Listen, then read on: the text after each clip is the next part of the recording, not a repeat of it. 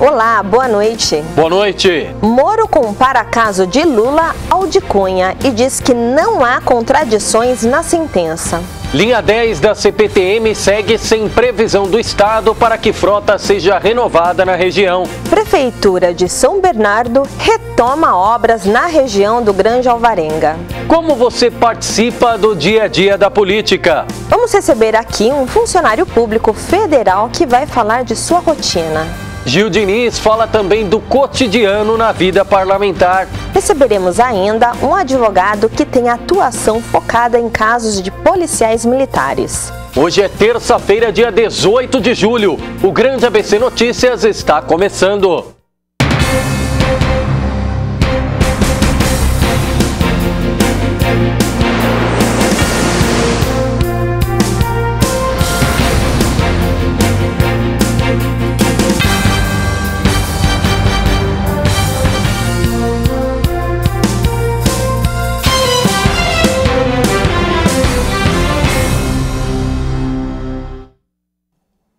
Para você que nos acompanha, já reforçamos aqui os nossos canais de interação, em especial o nosso Facebook para você mandar mensagens, porque hoje uma edição especial. Quem aí no outro lado, na telinha ou na telona, não ouviu falar, funcionário público não faz nada, funcionário público só tem regalias. O que faz um funcionário público, em especial um funcionário público federal? Hoje nós trazemos aqui no Grande ABC Notícias um funcionário público federal que vai falar mais dos desafios desse cotidiano, desse dia a dia, e também para falar no outro lado, na questão do direito, um advogado especialista na questão de causas de policiais militares. Você que tem parente, amigo, conhecido na área de segurança pública, fique ligado, edição imperdível. Mas antes... O juiz Sérgio Moro negou nessa terça-feira que tenha havido omissões, obscuridades ou contradições na sentença que condenou o ex-presidente Luiz Inácio Lula da Silva a 9 anos e 6 meses de prisão por corrupção passiva e lavagem de dinheiro. Lula pode recorrer em liberdade. Na Operação Lava Jato, o ex-presidente foi condenado no processo que investigou o polêmico caso do triplex no litoral paulista, que era uma propina paga pela OAS a Lula por meio de contratos firmados pela empresa com a Petrobras. Lula negou as acusações. Na avaliação dos advogados que o representam, Moro teve atuação política na sentença. Segundo o juiz, inexistem omissões, obscuridades ou contradições na sentença. Responsável hoje por operar com uma das frotas de trens mais antigas de todo o sistema ferroviário do estado, a linha 10 turquesa da CPTM, que liga Rio Grande da Serra ao Brás, na capital, segue sem previsão para renovação de composições executada desde o ano passado pelo governo estadual. O ABC sempre vive essa polêmica de esperar essas parcerias, em especial no transporte público e no que diz respeito ao governo do estado.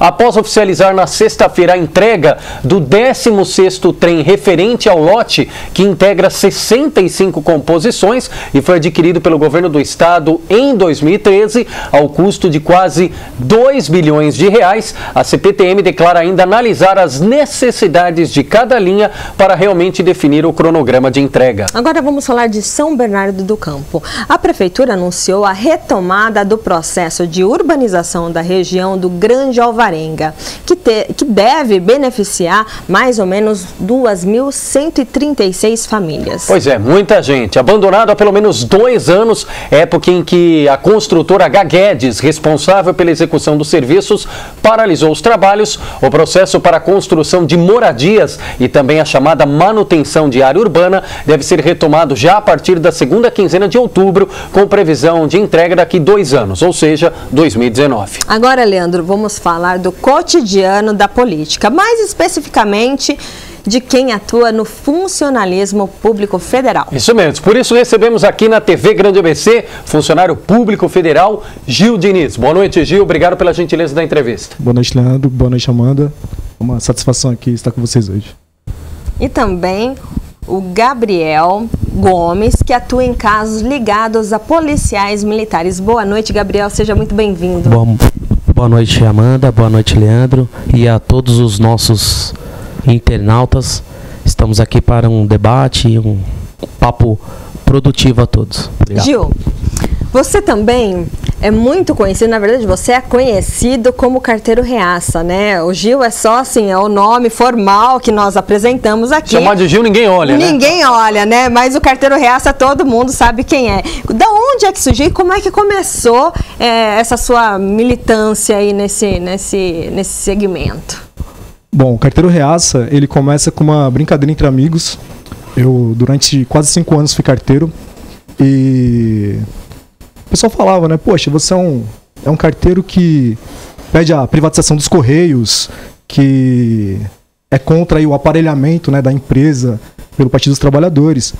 Então começaram a me chamar de reacionário, né? Então você é reacionário. Eu falei, tudo bem. Se sou reacionário é porque eu reajo contra tudo aquilo que não presta dentro da empresa, né? Citando ali a frase do Nelson Rodrigues. E ficou, carteiro reaça. Eles criaram uma página, os amigos Thiago Rossellini e o Pércio Menezes, que estão nos assistindo, criaram a página Carteiro Reaça, me colocaram lá como administrador, e daí em diante a gente fez esse trabalho aí, uma militância virtual. Tá. E antes de eu perguntar como é que é a sua rotina e como é que você virou funcionário público federal, tem uma pergunta antes, né? Porque como é que você conheceu Eduardo Bolsonaro e aí então se tornou funcionário público federal? É isso? Assessor parlamentar no caso do Eduardo. Sim, sim. Hoje você trabalha diretamente com ele, né? Eu trabalho hoje Você é assessor pessoal de Eduardo. Assessor parlamentar do deputado federal Eduardo Bolsonaro.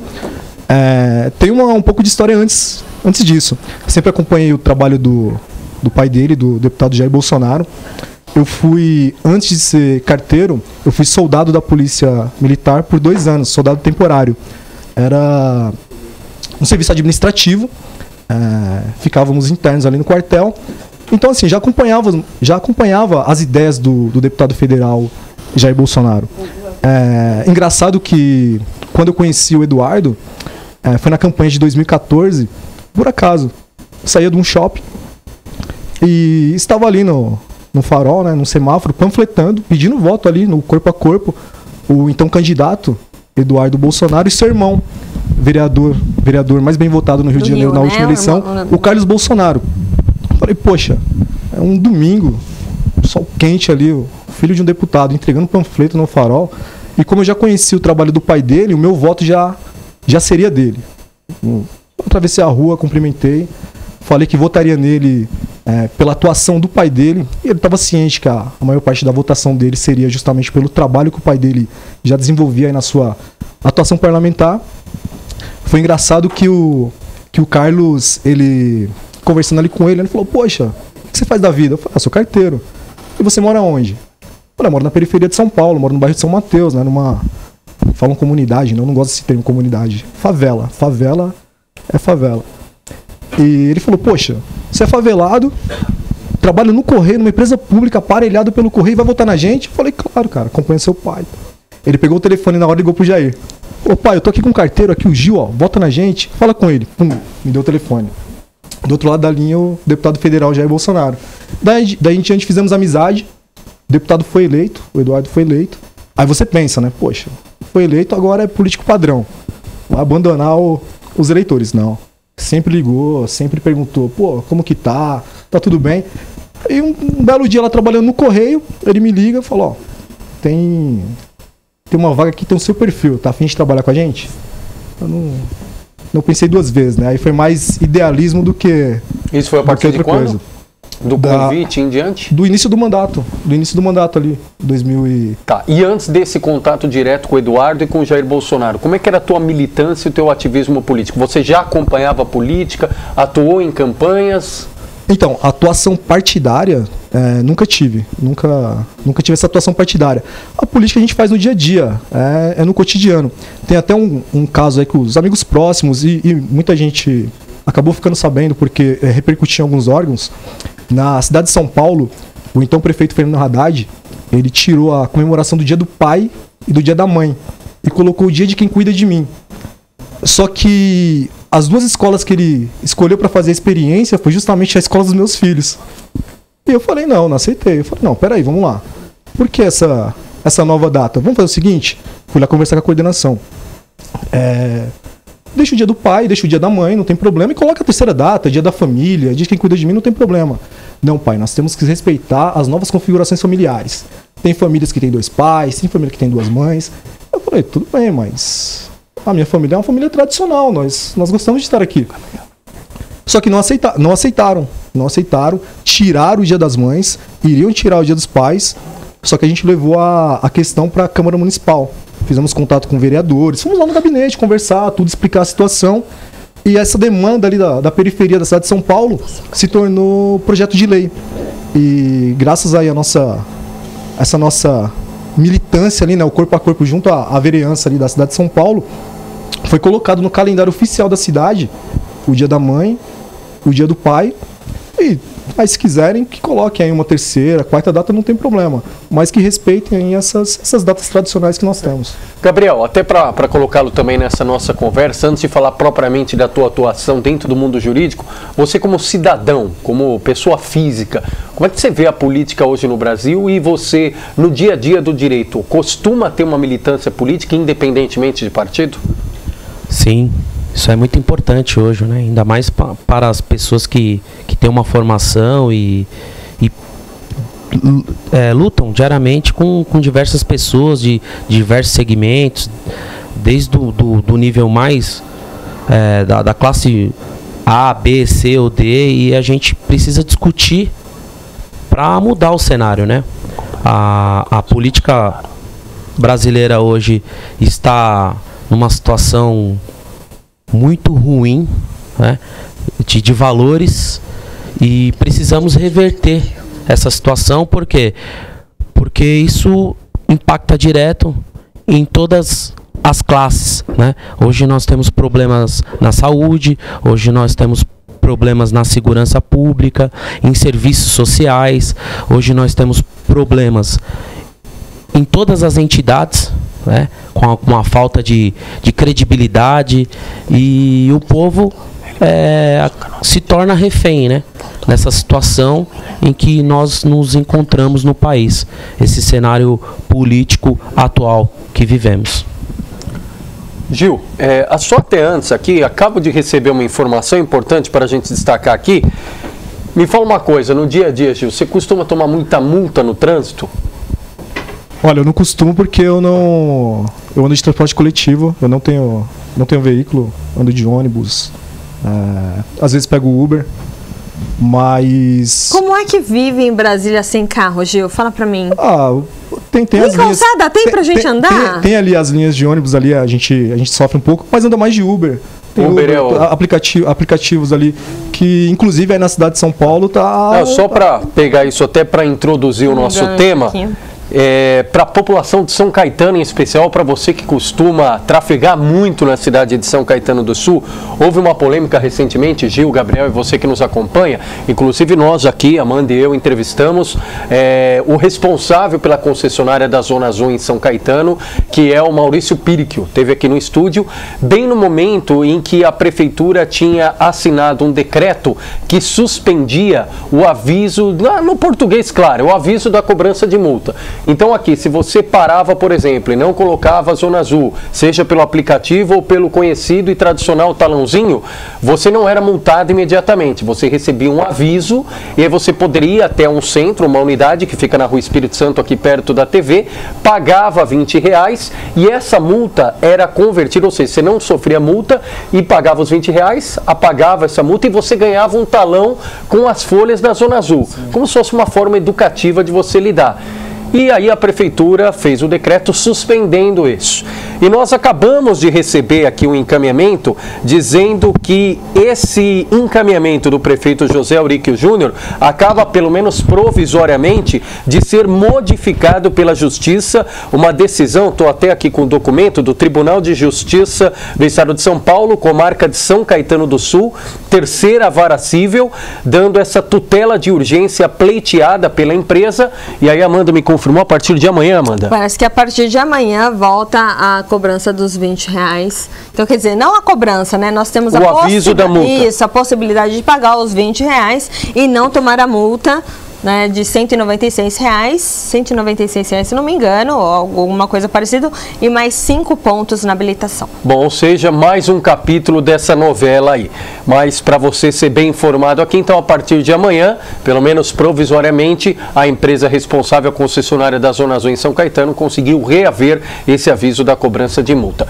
Gabriel, antes até de retomar com o Gil e a gente falar politicamente, fala um pouquinho mais desse seu trabalho. A gente falou aqui da sua atuação voltada a casos envolvendo policiais militares. Como é que é esse dia a dia e nesse tabuleiro ou nessa tabulação de criminalidade versus segurança pública? Quem tem levado a melhor? Bom, meu trabalho iniciou-se em 2006, quando tomei posse como soldado da Polícia Militar e permaneci até março de 2013, e onde tive contato com a realidade do policial militar. Pô, você começou num ano emblemático, sim, na época da sim. onda de ataques do PCC, Exatamente. 2006. Então, entrei num momento crítico, né, vários ataques, policiais com medo, sim, onde o comando da instituição detinha informações e não repassava a tropa. Então, você imagina o temor de quem estava na rua trabalhando e colegas perdendo a sua vida sem informação na rua, porque a Polícia Militar ela tem uma cadeia de informações muito grande. Existe um serviço reservado de informações que alimentam os policiais que estão na rua, né? Então foi um ano muito emblemático, muito difícil, e que trouxe um aprendizado para o policial, para se unir, se apoiar contra decisões políticas do comando. E, Gabriel, você foi policial também durante 7 anos, né? E agora advoga para os policiais militares. E existe um caso muito polêmico, que é o caso do soldado Hidalgo, né? Conta pra gente um pouquinho o que foi esse episódio, o que foi esse acontecido. O caso do soldado Hidalgo chegou ao meu conhecimento através de um grande amigo que eu tenho, policial militar, que hoje trabalha no Corpo de Bombeiros, o 1º Tenente Derrite, que me enviou um áudio de um policial militar, aluno dele, e pedindo ajuda, que precisava de um advogado para apoiá-lo, pois o menino está há 7 meses sem nenhum suporte do Estado e nem do comando da corporação. Ouvi o áudio desse garoto e chorei no escritório. Naquele momento, retornei a ligação para o tenente e falei: olha, deixa comigo que eu vou ajudar esse menino. Vou me deslocar até o batalhão dele, que fica na Zona Sul de São Paulo, o 37º Batalhão de Polícia Militar Metropolitano, para ver a situação administrativa dele, tendo em vista que no dia 1º de dezembro, em uma ocorrência na área da Zona Sul, ele foi intervir, tentar abordar uma moto que empreendia a fuga com 2 indivíduos, e o garupa efetuou um disparo, acertando ele na região do pescoço. Ele está gravemente ferido, né? Ele Sim, corre o risco de não voltar a andar, sim, isso? Sim, corre o risco. Ele está 7 meses sem os movimentos da cintura para baixo, e de dezembro para cá, o salário dele foi cortado pela metade, porque hoje o policial militar que não trabalhar, o salário dele cai pela metade. Porque o salário do policial militar é incorporado várias gratificações. E quando ele não está no exercício da função, ele deixa de receber. Qual é o piso de um PM? Hoje, um soldado aí, mais ou menos em torno de R$4.000. O piso? Com as gratificações, chega um salário de 4 mil. Tá, mas para quem está em casa entender, o que são essas gratificações? Tem o ALE, que é um aumento, um valor de R$925, né? Que é o auxílio de localidade, né? Tem o salário padrão, que é mais ou menos aí uns 900 e não tem um valor preciso aqui. E aí vem a diária de alimentação, que é mais 900, que ele recebe por dia trabalhado. Tá, mas se ele recebe auxílio moradia... Não recebe auxílio moradia. Não recebe. Não. Ele recebe algumas gratificações, como o auxílio de localidade de serviço, que junta com o seu pagamento. E aí vai juntando e forma um salário. Porém, se ele deixar de trabalhar, esse salário é reduzido pela metade. O salário dele real é R$2.000. E aí, juntando com essas gratificações, chega ao montante de 4 mil. Então o que aconteceu? Esse menino recebeu um disparo, ficou sem os movimentos da cintura e está em Minas Gerais, na casa da sogra e do sogro, os pais de sua esposa. De lá para cá o seu salário caiu, ele está passando necessidades, usando fralda geriátrica, precisando de apoio, e aí chegou ao meu conhecimento, gravei um áudio e enviei aos grupos de policiais, que eu tenho vários policiais que são meus clientes, amigos, e esse áudio tomou uma proporção muito grande, ele viralizou. Isso foi na quinta-feira passada. Na sexta, meu telefone, várias ligações, vários comprovantes de depósito, vários policiais de São Paulo, de outros estados colaborando, depositando dinheiro na conta do soldado Hidalgo para tentar diminuir um pouco a dor e o sofrimento dele, porque felizmente hoje ele está numa situação de acamado, mas pode ser que ele retorne a ter os movimentos, porém no momento que ele mais precisa do suporte do governo, do suporte do Comando Geral da Polícia Militar, ele não teve. Só foi ter a partir do momento desse áudio que chegou ao conhecimento do comandante geral, e aí ele deixou de ser um RE, de ser uma estatística, e agora parece que o comandante geral vai determinar que dê celeridade ao processo administrativo Gabriel, dele. A gente sabe que esse caso, infelizmente, não é único, não é isolado e faz parte de uma estatística muito negativa. Quanto tem crescido o número da morte de policiais militares? Esse número é diário, né? Hoje, praticamente, quase todos os dias a gente recebe uma ocorrência com algum policial militar. No sábado passado agora foi um policial civil que foi identificado como policial e foi executado com tiro, dois disparos. Semana retrasada, em um suposto roubo, porque a Secretaria de Segurança Pública, ela maquia os dados das ocorrências envolvendo os policiais.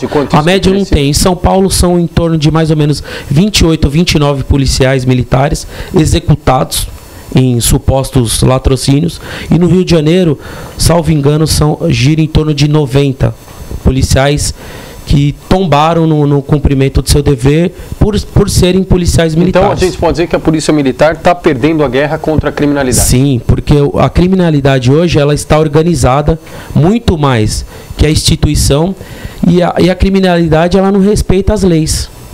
O crime é organizado e o Estado não. Exatamente. Além do mais, por quê?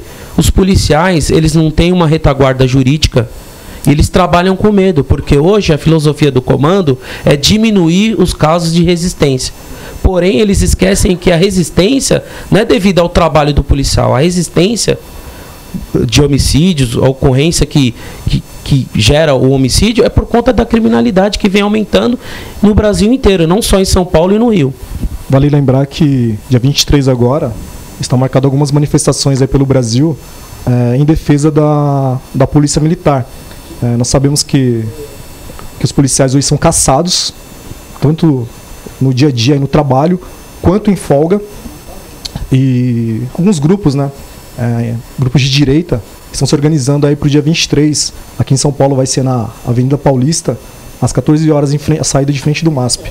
E cada cidade aí, Rio de Janeiro, Fortaleza, Amazonas, Manaus, Amazonas, está organizando também. Na prática, vocês sentem que a sociedade faz uma leitura equivocada? Não se dá a mesma repercussão para a morte de um PM que se dá para uma morte de qualquer outra pessoa? Vale lembrar, a gente pode fazer o comparativo daquele rapaz que teve a tatuagem feita o assaltante da bicicleta que tatuou. Que, aliás, foi aqui da vizinha de São Bernardo. Sou um ladrão, um vacilão, etc. A repercussão que a rede... E rapidamente conseguiu angariar recurso para remover a tatuagem. Rapidamente foi... Não só uma tatuagem, né? Como se ele tivesse tatuagens pelo corpo inteiro, sim, também daria para ser removido. E em contrapartida, vocês devem ter visto esse vídeo, o pessoal que nos acompanha provavelmente viu, do cabo que foi assassinado em Minas Gerais, Santa Margarida, se não me engano, que ele tomou um tiro de fuzil na cabeça.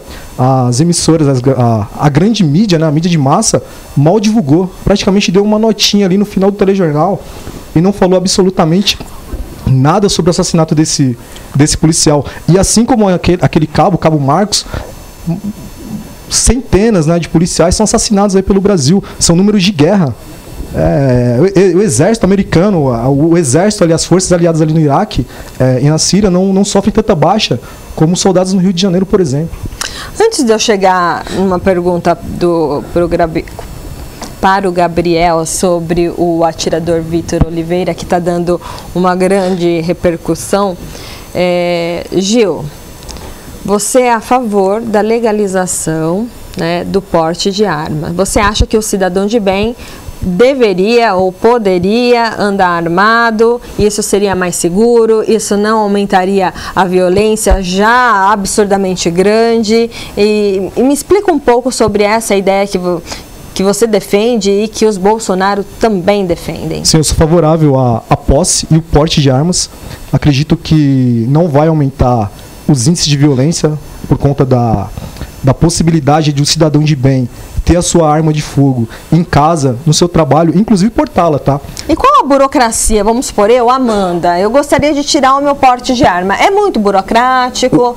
Hoje é feito hoje uma triagem? Hoje é praticamente impossível, Amanda, você ter uma arma de fogo.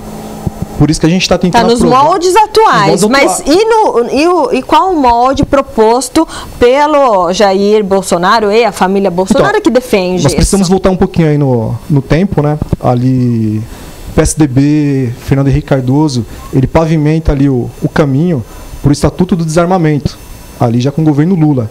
Auge do mensalão, 2005, eles aprovam, 2003, perdão, aprovam aí o Estatuto do Desarmamento.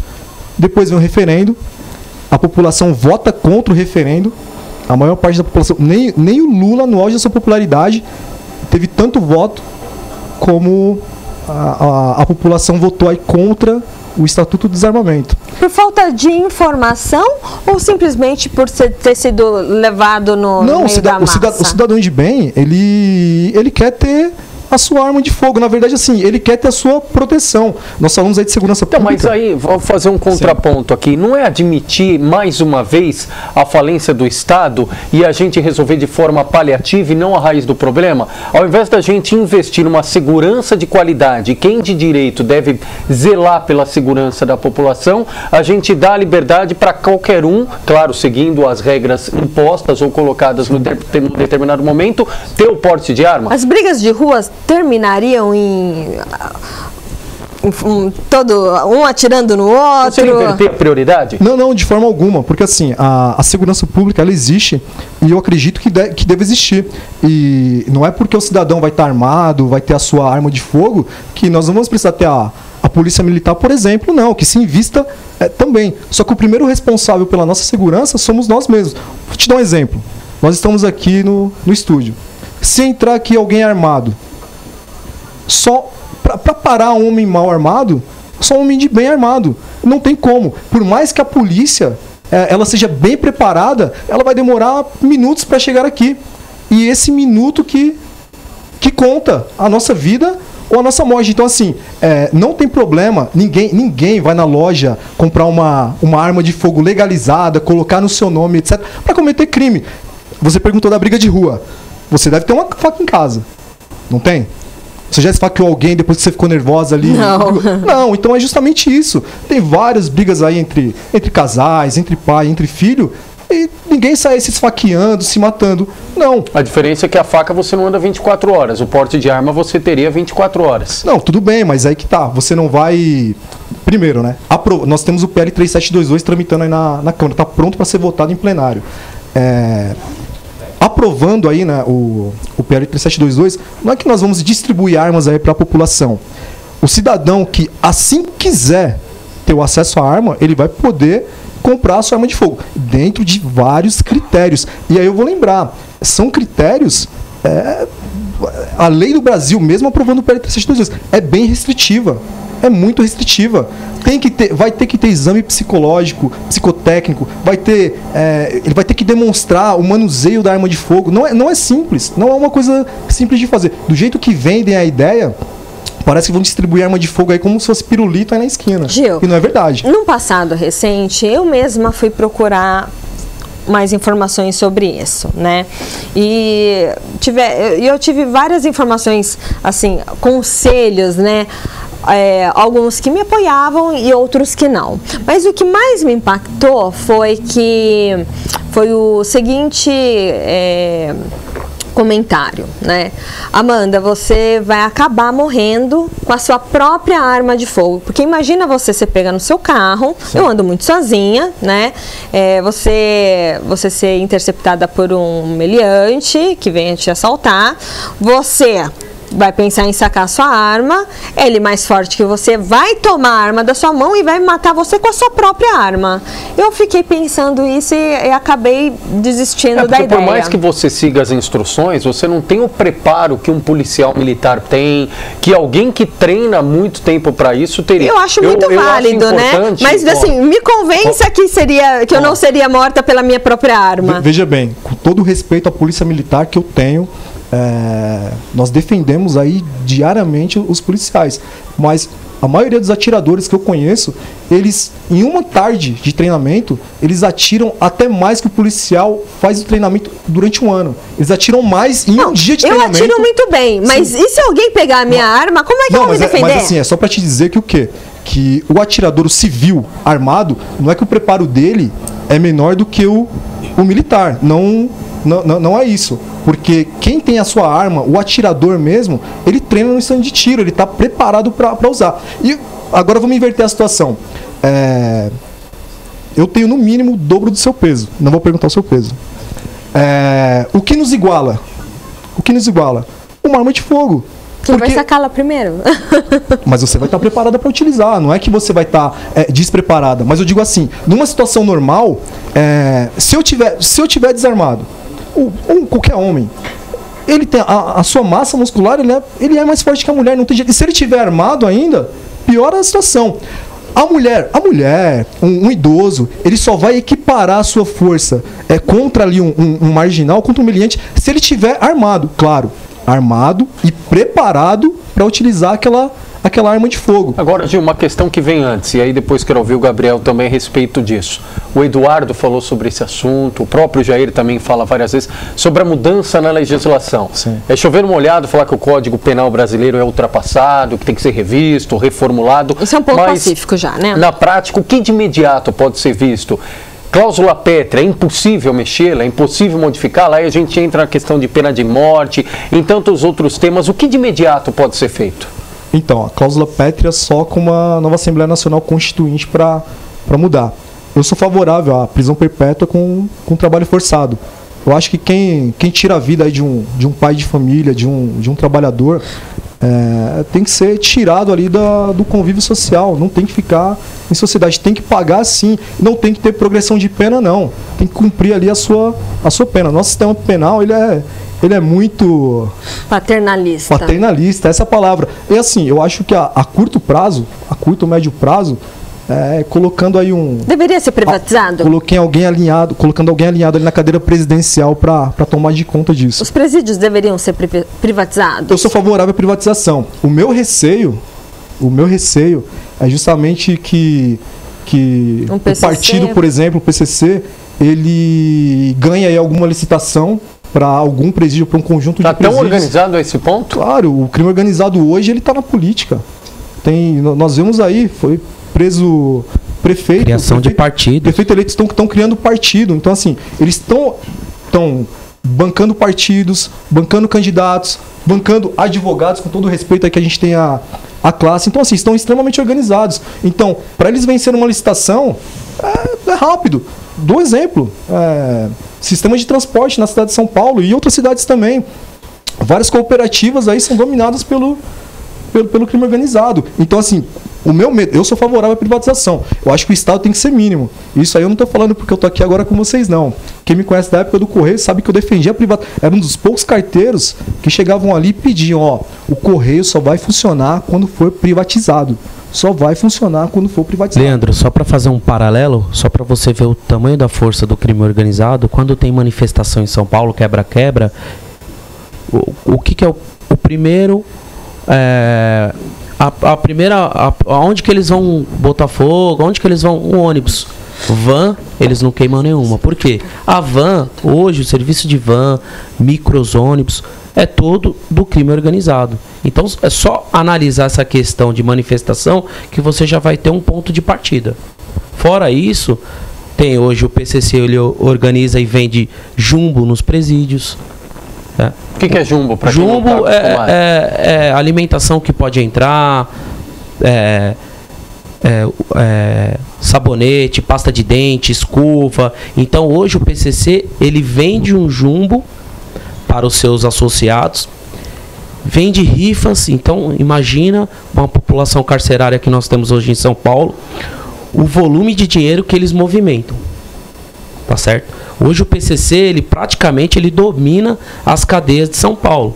Se alguém falar que não, que comprove aí, porque são vários colegas que vêm dizer que na cadeia quem manda é o PCC e que o governo faz trocas. Libera uma televisão, libera algum benefício pro presidiário para não ter problema. Então a gente tem que analisar, porque com tudo isso quem sofre é a sociedade, porque o crime está cada vez mais ousado, né? Cada dia explode um caixa eletrônico. Antes era só aqui em São Paulo, agora estão dominando o interior de São Paulo, outros estados e outros países. Veja bem, Paraguai, Bolívia, repercussão do crime organizado brasileiro de São Paulo. Gabriel, ainda sobre a lei do desarmamento, o que aconteceu com o atirador Vitor Oliveira? O Vitor de Oliveira, ele estava num sábado se deslocando ao stand em qual ele é associado para treinamento, e 800 metros próximo ao pátio do colégio. Treinamento de tiro esportivo, ele estava lá se divertindo. Exatamente. Estava lá treinando, né? Que ele é atirador profissional, devidamente com os documentos de posse, e ele foi abordado por policiais militares do trânsito que estavam na Operação Cavalo de Aço.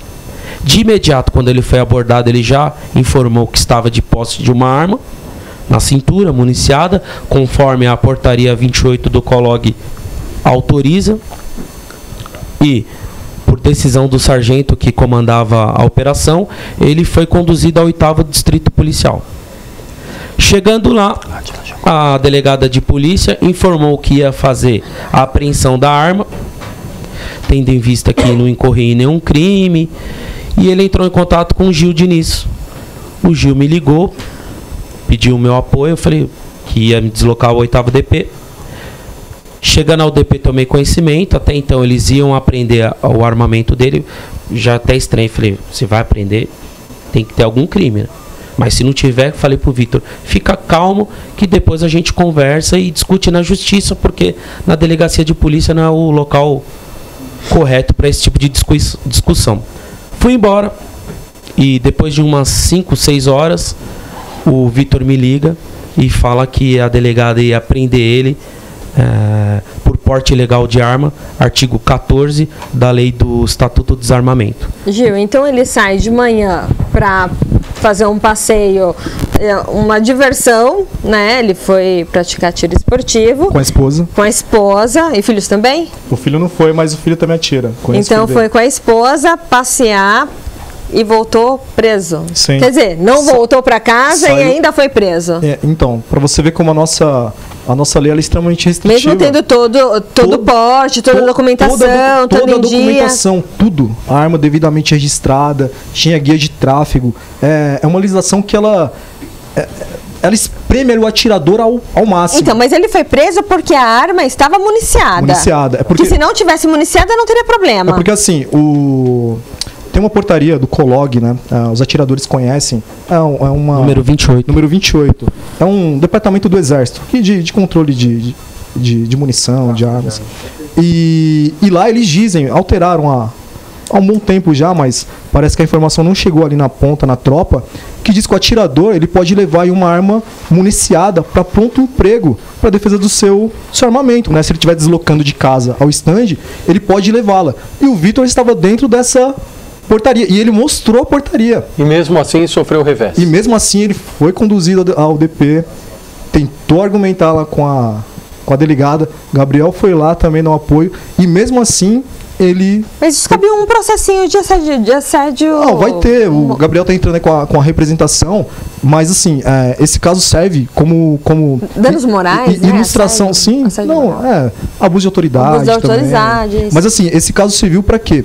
Para alertar nossos amigos policiais que a portaria existe e deve ser respeitada. Inclusive, na semana passada, nós estivemos no Quartel-General do Exército, em Brasília, para justamente falar sobre isso, para que deixe ali mais detalhado, inclusive, que o atirador esportivo ele pode sim levar uma arma carregada, municiada, né, em pronto emprego para a defesa do seu arsenal de casa ao stand de tiro. Agora, Gil, um outro ponto importante aqui.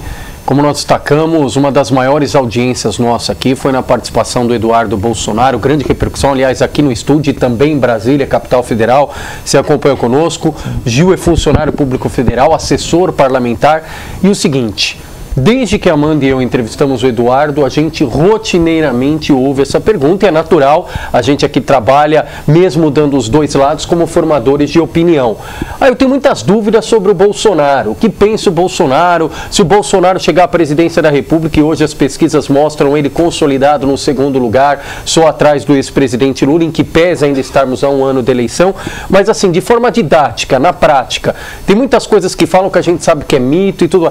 Se o Bolsonaro for eleito presidente, ele vai pôr, por exemplo, o exército na rua? Não, o Bolsonaro, ele é um democrata. Ele está na política aí há quase 30 anos, dentro das normas da democracia. Foi eleito ali vereador, depois foi eleito deputado federal. E o que ele defende são os valores militares, são os valores da instituição. Ele não vai colocar exército na rua, dar um golpe, implantar uma nova ditadura militar. Não. Mas as forças policiais militares, exército, as forças armadas vão ter sim uma retaguarda jurídica para trabalhar. Não é possível que um soldado do exército vá fazer patrulhamento na rua com um fuzil descarregado. Não é possível que um policial militar ele não possa, numa troca de tiro, atirar. O policial está morrendo porque tem medo de atirar. É uma inversão de valores, aí é os direitos humanos aí atuando. Porque senão ele é penalizado com serviços internos, tira ele da rua e manda não só isso. Como castigo, né? Sim, não só isso. É instaurado o processo administrativo, que o próprio comando, o comandante do policiamento da capital, em uma ordem de serviço que foi revogada depois de uma briga de vários advogados aí que protestaram contra essa ordem de serviço, o policial militar ele sofre administrativamente, tem que gastar dinheiro para se defender e ainda tem o seu horário alterado, gerando ainda mais transtornos financeiros. Outra coisa, vamos lá, no dia a dia. Se o Bolsonaro for eleito presidente da República, o que vai mudar na condução da economia, na tua avaliação, Gil? Pelo que você reconhece, o que defende o Bolsonaro? O Bolsonaro ele é um conservador. E é aquele conservador que defende um Estado mínimo. Defende a iniciativa privada, o livre mercado. Então acredito que na economia, o que ele vai começar a fazer de pronto? O desaparelhamento das estatais, por exemplo. E no que for possível, e eu acredito que em muita coisa é possível, privatizar. E, se for possível também, extinguir aí algumas estatais que só servem para cabide de emprego. Então, assim, ter acordos bilaterais, não ficar dependente aí do Mercosul, por exemplo, e conduzir aí de uma maneira liberal, né? Os liberais até o criticam muito, diz que ele é estatista, que como ele defende o regime militar, que foi extremamente estatista, um outro período, ele levaria por essa linha. Mas eu acredito que não, acredito que ele defenderia sim o livre mercado, a iniciativa privada. Gil, eu não poderia deixar de perguntar, né, de fazer as perguntas polêmicas, né? Você como assessor direto dos Bolsonaros, Jair, da onde vem essa fama de que ele é homofóbico? Procede? Não procede. Inclusive, nós temos vários amigos homossexuais. Há vários homossexuais que visitam o gabinete, que tiram foto com ele. Se você procurar... E da onde surgiu isso? Essa pecha? Por que isso surgiu a partir do momento... O Jair já tinha praticamente 20 anos de atuação parlamentar no Congresso Nacional. E depois que ele denunciou esqueci, não o Congresso. Eles estavam discutindo lá uma cartilha LGBT para colocar ali para crianças de 6 a 8 anos. E ele veio a público e denunciou isso, porque o que estava fazendo era a ideologia de gênero pro o kit gay. O Jair batizou, né, esse material escolar de kit gay. E a partir daquele momento, depois de 20, ninguém falava que o Jair Bolsonaro era homofóbico na década de 90. Ninguém falava, vieram falar agora. Vieram falar de 5, 6 anos para cá. Aí que a gente começa a ver a militância LGBT, ideologia de gênero sendo colocada no currículo escolar. Então, assim, só o fato de você ser contra a ideologia de gênero te rotulam de homofóbico. E rapidamente, Gil, você acompanha de perto os bastidores de Brasília, acompanha o dia a dia da política. Hoje, por exemplo, no noticiário saiu uma disputa aí velada e até que se tornou pública depois, do presidente Michel Temer e do presidente da Câmara, Rodrigo Maia, querendo, entre aspas, assediar os deputados do PSB que não querem continuar no partido, que querem continuar com o governo, estão querendo sair. O DEM tinha aberto as portas a eles, mas aí o Michel Temer falou, não pode fortalecer o Rodrigo Maia porque ele é o primeiro na linha sucessória. Então vem para o PMDB. Mas para caracterizar o seguinte, se o Jair Bolsonaro ganhar a disputa, leva a presidência, mas como é que obtém maioria no Congresso, como é que tem maioria dos deputados e senadores sem lotear o governo, sem dividir cargos, sem ter o toma lá da cá? Sim, eu acredito que em 2019 a economia vai estar, não vai estar de vento em popa. Então, assim, vai ser pouca teta para muito mamífero aí na política. E nós acreditamos que na eleição, quem votar em Bolsonaro votará em políticos alinhados à família Bolsonaro. Então, assim, essa maioria, que não será uma maioria de ocasião, será colocada ali justamente pela população que pede aí e que defende as ideias que os bolsonaros defendem também. Gil, estou aqui, olhando aqui, a produção me avisa, infelizmente o relógio é implacável, uma hora passa voando quando o conteúdo é importante, quando o assunto é bom, e tenho certeza, o Gil participando pela primeira vez aqui com o microfone, já tinha participado nos bastidores, mas a primeira de muitas vai voltar, porque independentemente, a gente frisa muito isso aqui, viu, Gil? Independentemente de você concordar, discordar, o importante é você fazer esse debate em cima de teses, em cima de propostas, em cima de conteúdo, e não desqualificar o debate e fazer a política do ódio, que é o que a gente tanto condena. Você pode discordar de uma proposta, mas apresenta uma outra proposta, apresenta uma solução. E nada melhor do que a política para transformar a vida das pessoas. Obrigado mais uma vez pela gentileza da entrevista, parabéns pelo trabalho e sucesso aí na sequência da jornada. Muito obrigado pelo convite e à disposição de vocês aí para uma próxima oportunidade. Da mesma forma, Gabriel, sei que a missão é árdua aí no dia a dia, uma causa para lá de desafiadora, parabéns pelo trabalho, sucesso aí na sequência também da jornada. Eu quero agradeço o convite, o Leandro, a Amanda. Quero deixar um recado aqui para você, policial militar. Você não está sozinho.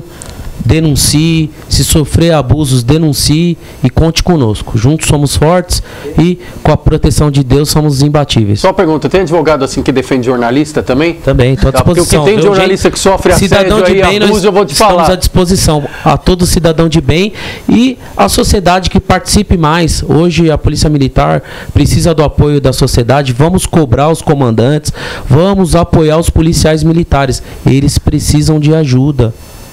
Muito obrigado a todos. Gabriel, muito obrigada. Boa noite, Gil. Carteiro Reaça, muito obrigada por ter participado hoje conosco. Espero que volte mais vezes. Leandro, obrigada pela parceria de sempre. E um lembrete, você pode assistir o programa de hoje pelo Facebook e também pela internet, tvgrandeabc.com.br. Uma boa noite a todos. Boa noite, até amanhã.